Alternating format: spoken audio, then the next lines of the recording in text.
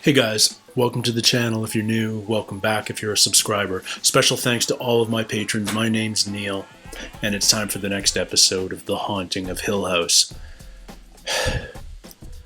I don't know what to say about this show anymore because it's just so heartbreaking. Yeah, it's got its scary moments, it's got its moments of shock and creep, and at its core, it's a ghost story. And I'm surprisingly okay with that because that's not my favorite genre by any means. I've spoken about this many a time. But what breaks my heart about this show is how broken this family is. And even when there's moments of really good intention, they rarely lead to the results that anyone's hoping for. You know, there were moments of hope during that last episode, Eulogy. Where Dad wants to see the kids again. He wants to be involved in their lives. He wants to cheer Luke on as he battles addiction. He wants to support. He wants to tell his son all these things that he's never told Steve before, but he doesn't. For all we know, Theo and Shirley will never talk again based on Theo and Kevin having their moment of weakness a couple of episodes ago. It just feels like a family that's fractured and can't be repaired. Even though Dad's thing is he's all about fixing things, I don't think he can fix this family, just like he wasn't able to fix the house. It feels inevitable that this ends badly. Now, whether that also means that this ends in traditional ghost story, everybody dies sense, I honestly don't know. And honestly, I don't know how much that matters to me. What I find really well done about the hauntings in this show is it's not ultra clear whether everything. Some hauntings are clearly real. Nell's visions of the bent neck lady. We saw all those moments from both sides, and with that glorious reveal that it was Nell herself that was the bent neck lady, and I think we can walk away going, that was real, unexplainable, supernatural, yes, but real. But we see all these other hauntings, these quieter ones, these visions. Luke sees his sister. Hugh, the dad, sees Mom constantly. Are these hauntings, or are these just visions? Are these just coping mechanisms for loss? And it's not clear. And even though we're seeing it, we have to question whether what we're seeing is real to the story or not. Is this a real ghost, or is this just somebody's coping mechanism, somebody's perception, somebody's delusion? And so far, at least, a lot of these instances are ambiguous, and intentionally so, I think, to make us wonder, to make us question whether what we're seeing is real or not, to put us closer to the mindset of the Crane family themselves, which I think is really clever writing. We've had Nell's funeral. Her coffin's in the ground. Dad and Theo saw the mutilated ghost of dead Mom, as opposed to the pretty, talking, living ghost that Hugh's used to seeing at the end of last episode. The house itself is clearly a character. It seems to have worked its way into Mom's mind back in 1992. She did that really weird thing when she was drawing up the master blueprint of the house itself, embedding it with all these little outlines of the dream home themselves. So it's like the house is basically making Mom not, like, how to put this, making it so that she doesn't want to leave. They're doing this to flip the house to get their dream home. That's the the impetus for them being there in the first place, but the house has corrupted that somehow. The house has gotten into her mind, and now the dream home is here. The dream home over and over and over again is here in Hill House. How crazy is this show that finding a body in the wall, a body of a man who disappeared in 1948, that the police have been looking for years, who apparently bricked himself in, is one of the least crazy parts of the episode, the least noteworthy. I mean, that's your sort of classic ghost story stuff. And while it's good shocks, that wasn't the strength of the episode. I think what's in the red room? At the very end, Dad runs into the red room. The door is finally open. Either somebody is inviting him in or something has gotten out. And either way, that's a scary prospect. Based on where we are in the season, I have to feel like we're about to get into those episodes that actually show us what happened to Mom on that day, that night in 92, when she may have killed herself or may have been killed by the house. Hugh definitely thinks that it was the house that did it. The police are giving him every chance to talk himself out of that, but for whatever reason, he's not jumping on that opportunity, just because he doesn't want to admit that his wife killed herself. Yeah, man, it's a fascinating show. I really I don't know where it's going. Normally, once you know the genre of a story, and you've learned the characters and you've seen the beats of the plot, you can extrapolate and figure out where it's going to end up. You may not figure out the nuances of how each future beat may occur, but you can at least go, okay, this is going to happen, and then this is going to happen, and then this is the ending. And I have no idea what path we're on with this show, which is exciting, but unfamiliar territory for me. So I'm excited to jump into the next episode.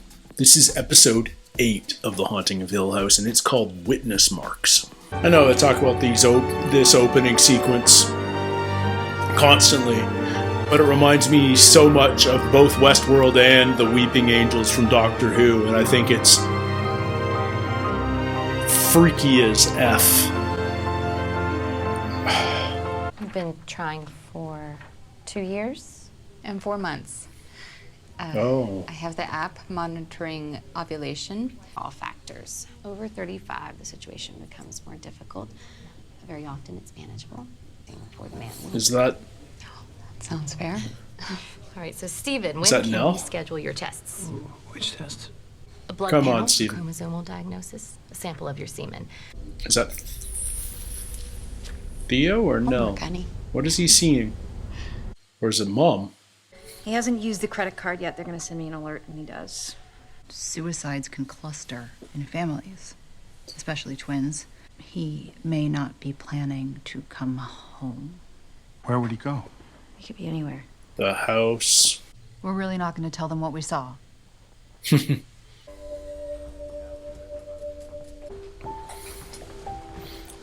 Suddenly there's a lot of help in the house. Of course you're safe with me. Mom!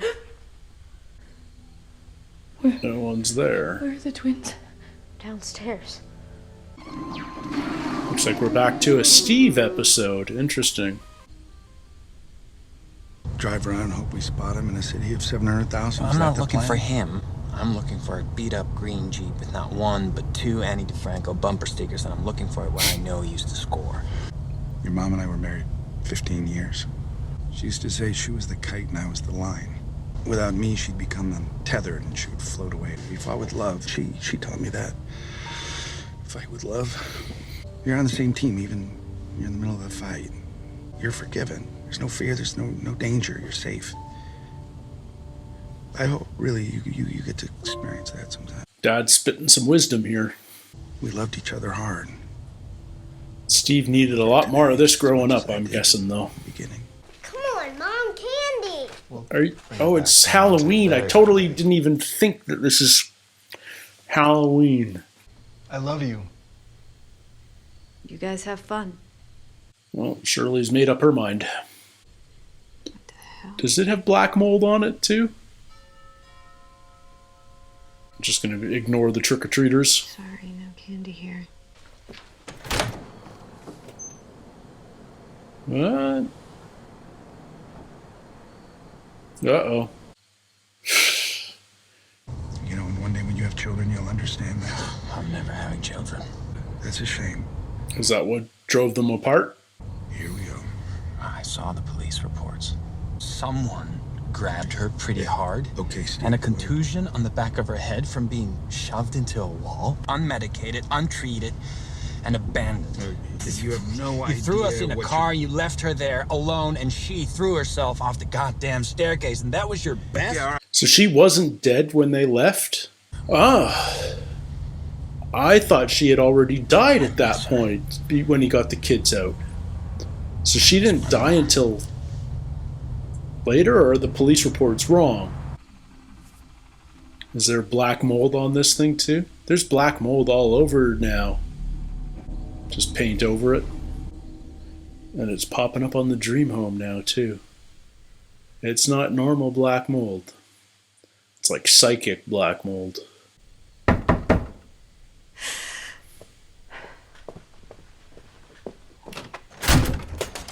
Whoa. Who is it? Lock the door.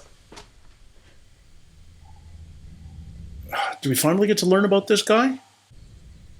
No, because now he's gone again. What is up with the guy sitting down giving cheers? What the fuck do you want? I was just coming to apologize. I just need you to know that it wasn't Kevin's fault, and he didn't do Don't anything. you fucking dare defend my husband. Perfect Shirley's perfect fucking life. Out! No! You do not just get to shove me out of your life. Did you just punch me in the boob? Yeah. Yeah. And you get evicted from my fucking house. Oh, this is just like when the room when they were kids. Yeah.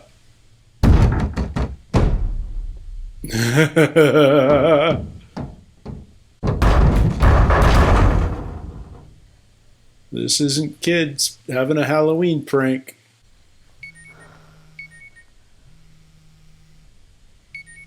Who is it? Answer it, damn it. What the hell was it? He used the card at a gas station. Oh, O2, just east of Amherst. Amherst. he's going to the house. Shirley, listen to me. You're going to stay put. You hear me? Tell them what happened. Some fucking kids playing a prank is what happened. No, it's not. You know it wasn't. You know it's not. You know that. It's not the only thing like that that's happened here tonight. Our family has a disease that's never been treated because it was easier to listen to your crazy stories about an evil house. So you think you saw it in the mirror, and that's why you think you'll never have kids? Oh, I know I'm never having children. Nell was delusional, depressed. Luke's an addict. Shirley is a control freak, and Theo's basically a clenched fist with hair. The whole fucking family is on the brink of a breakdown. It's not the house. There's something wrong with our goddamn brains. So yeah, I'm never having children. I made sure. Right out of college. Which is, oh, wow. So he never told his wife. No wonder she left him. How recently was that fertility clinic scene? Was that just before they left a month ago? They split a month ago? I kept thinking I'll tell her later. Now's not the time. I didn't tell her. I thought I was being kind. I really thought that. Just tell me what a shitty husband I was. Go ahead. I'm so sorry. I'm just so sorry, son. This is beautiful. You did this by yourself. Thought it might cheer you up. This is perfect. Thank you. What does she see? Mom? Whoa. And then he filled up some cans, like 5 cans.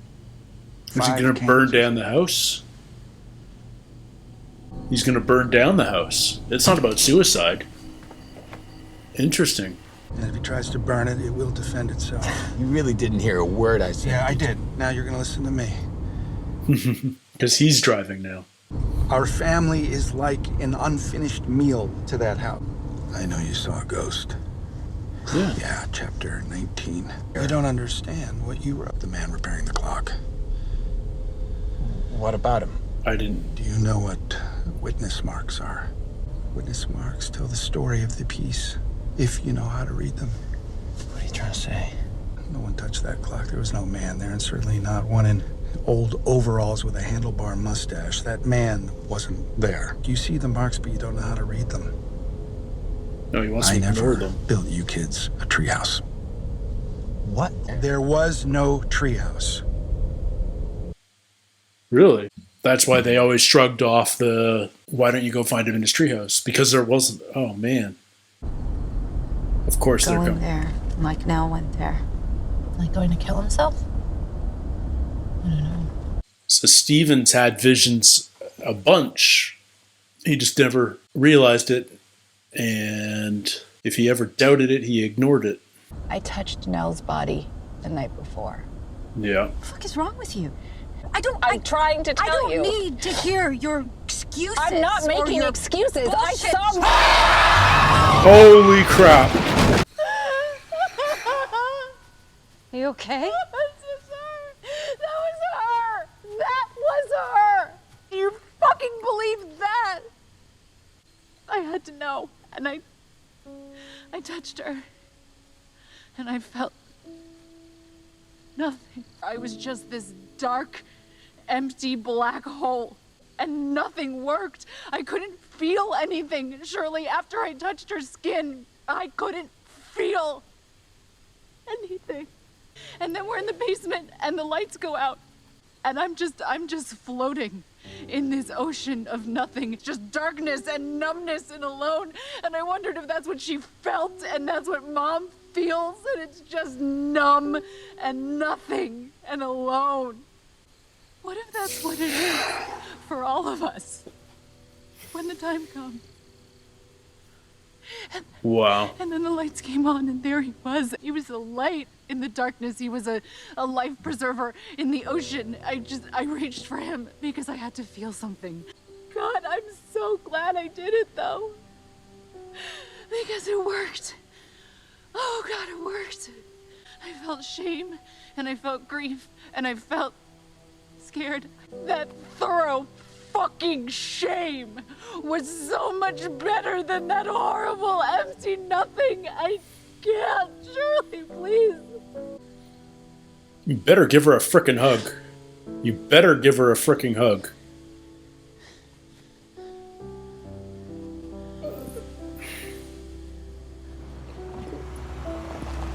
Man.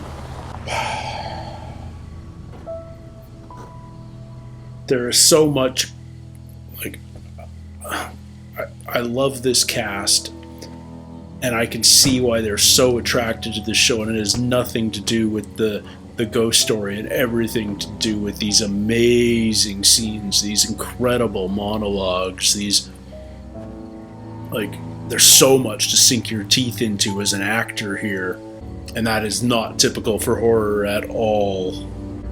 This is crazy. Of course it lights up. Of course it invites him in. I'm going to assume it's not going to let him burn it. So what was the treehouse that Luke and Steve used to go to?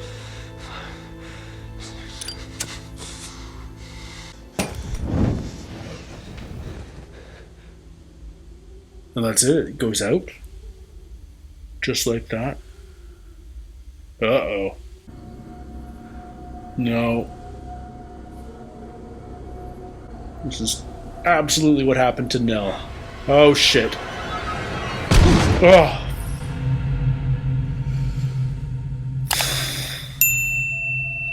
Okay. Oh, we're getting to the end now. This might have been... No, it wasn't. I was about to say this might have been the first episode without flashbacks, but of course there was Steve painting the little vanity for Mom. But we're definitely spending more and more time in the present and less in the past. I'm 99% sure the ghost that grabbed Luke there at the end was what was her name?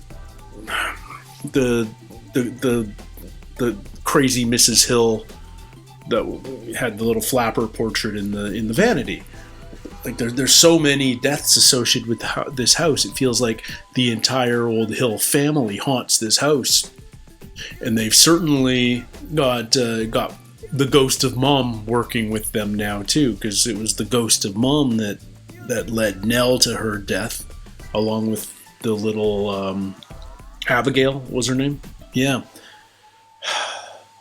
But now Dad realizes that Steven's been seeing ghosts as a child too, and he just never realized it. Between the man fixing the clock on the staircase and this treehouse that doesn't exist. What's up with this treehouse exactly? It's a really interesting. Like how does Luke remember that treehouse? It's just so weird. Just so weird. I'd think that there would start being some answers, but really it's just more intriguing, more unraveling, and look what a couple of good conversations can do. You know, the conversation between Dad and Steve in the car. Like I said before, and this really, I think, deserves reiterating. If I was an actor, I would be all over this project. I would want to be in it so badly because there's so much good stuff in there, and I'm not talking about being frightened and screaming and typical horror story stuff. There's these incredible scenes, like, you know, we talked about episode 6, Two Storms, and, you know, these huge extended scenes which are really nothing more than single camera stage play, but that really is a great opportunity to test your acting chops and show off what you're capable of. You know, like scenes like that go on your reel. And same with some of the monologues that we've had in the last couple of episodes. You know, these big, long, extended conversations. You know, Dad talking about the kite and the line. Steve talking about his vasectomy.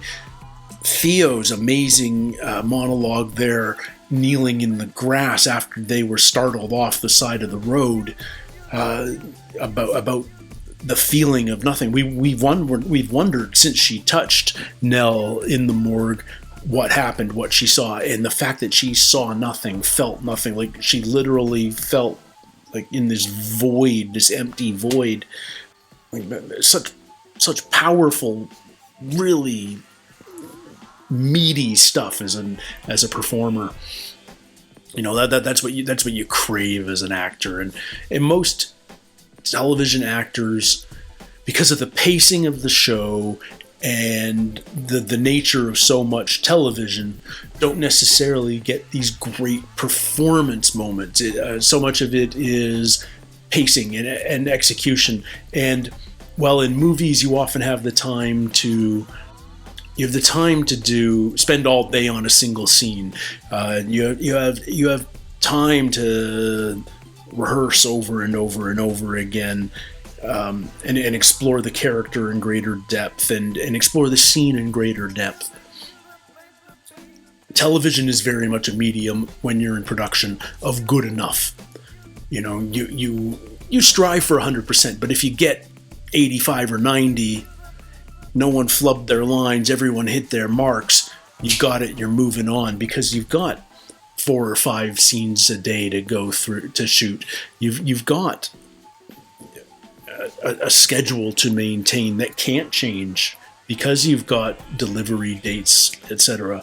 You know, if a movie goes over budget and over schedule, then you just push the release date. But if you're in the middle of shooting network television or even something for Netflix or whatever, you have delivery dates for each episode that are demanded by the network or the studio or the streaming service.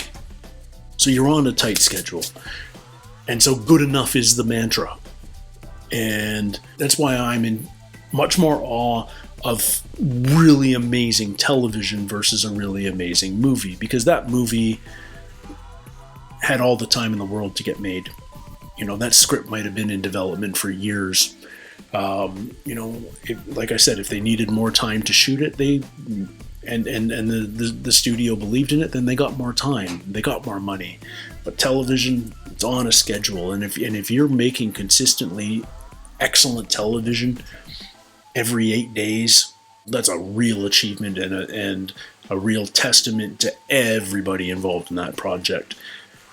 I would love to hear performers' thoughts on this show. I wonder how much they knew about the show when they were reading for it, whether they were reading scenes just from the first episode, or whether they had an inkling of the kind of scenes they'd be doing deeper into the series, like where we are now. Because, I mean, this is glorious stuff as a performer. You know, it's a challenge for sure, but if you're up to that challenge, I mean, you know, it's a role you treasure for the rest of your life. So yeah, I'm digging the show. I almost want to watch another episode, but I've already watched 2 episodes of the show today, and that's my normal pattern. I watch 2 episodes at a time of shows that I react to. Usually that's really good. 2 is really stretching it for The Haunting of Hill House. It's such an emotionally draining show that I'm on the ragged edge at the end of episode 2, which is where I am right now. Such good stuff. I can't wait to see more, but I do need a couple of days to recharge before I dig in again. But yeah, I'd love to hear your thoughts about this episode in particular, about the series in general, what you think of the performances, what you think about the story, whether you'd like me to continue doing more series like this. I know there's The Haunting of, is it Bly Manor? That's sort of like the sequel to this. I've heard good things. Would you like me to do this next and do The Haunting of Bly Manor next? Let me know. Don't forget to like and subscribe. Hit that bell if you want notifications so you never miss another reaction. And don't forget to check out my Patreon. That's the best way to support the channel. It'd be greatly appreciated if you did take a peek over there. That's where you can get full-length reactions, you can get early access, and yeah, you can vote on my future reactions, what you'd like to see me do. So, until next week, everybody, take care, stay healthy, and we'll see you soon. Cheers.